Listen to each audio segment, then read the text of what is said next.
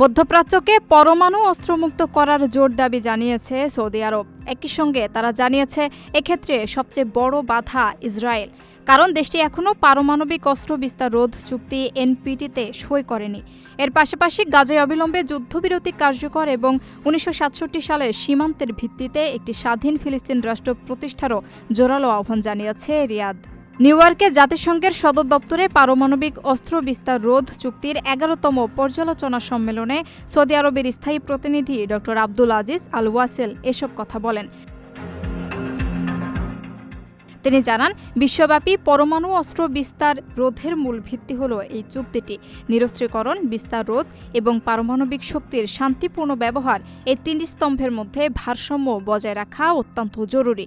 তিনি পরমাণু শক্তিধর রাষ্ট্রগুলোকে তাদের বাধ্যবাধকতা পূরণের আহ্বান জানিয়ে বলেন, পারমাণবিক অস্ত্রের ব্যবহার ঠেকানোর একমাত্র উপায় হল এগুলো সম্পূর্ণ ধ্বংস করে ফেলা।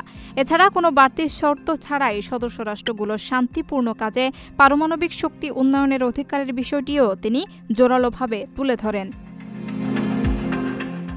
ফিলিস্তিন ইস্যুতে রিয়াদ যে কোনো ধরনের সংঘাত বৃদ্ধির বিপদের বিষয়ে বিশ্ব সম্প্রদায়কে সতর্ক করেছে।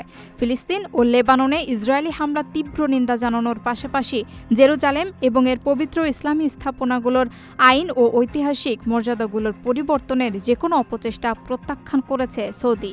দেশটি জানিয়েছে একটি ন্যায্য ও স্থায়ী সমাধানের জন্য গাজায় অবিলম্বে যুদ্ধবিরতি, ফিলিস্তিনিদের বাস্তুচ্যুতি রোধ, গাজা থেকে ইসরায়েলি সেনা প্রত্যাহার এবং আন্তর্জাতিক আইন অনুযায়ী একটি স্বাধীন ফিলিস্তিন রাষ্ট্র প্রতিষ্ঠা করা অপরিহার্য।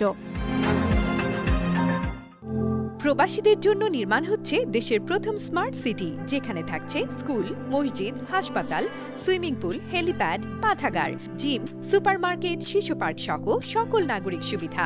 মাত্র 30 লাখ টাকা বিনিয়োগে মিলছে আকর্ষণীয় ফ্ল্যাট। প্লাটিনাম ইনভেস্টরদের জন্য ঢাকা বিমানবন্দরে ভিআইপি প্রোটোকল সুবিধা। বিস্তারিত জানতে যোগাযোগ করুন স্ক্রিনে দেয়া হোয়াটসঅ্যাপ অথবা ইমো নাম্বারে।